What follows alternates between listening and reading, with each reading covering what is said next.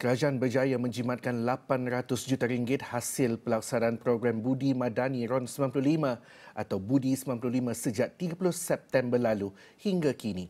Perdana Menteri Datuk Seri Anwar Ibrahim berkata penjimatan itu dicapai hasil penyasaran subsidi minyak secara lebih berkesan supaya hanya dinikmati oleh warga negara Malaysia.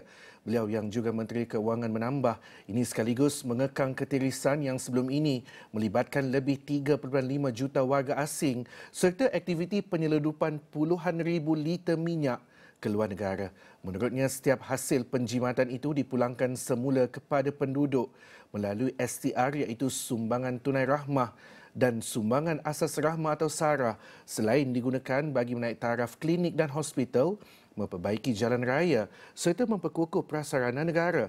Anwar berkata penyasaran subsidi minyak telah dibincangkan sejak lebih 20 tahun oleh kerajaan terdahulu namun tiada yang mempunyai keberanian serta tekad politik untuk melaksanakannya sehingga Kerajaan Madani mengambil langkah berani melaksanakan Budi 95. Di bawah program Budi 95, semua pemegang MyKad warga negara Malaysia berumur 16 tahun dan ke atas yang mempunyai lesen memandu aktif layak membeli RON 95 bersubsidi sehingga 300 liter sebulan pada harga RM1.99 seliter berbanding RM2.60 seliter tanpa subsidi.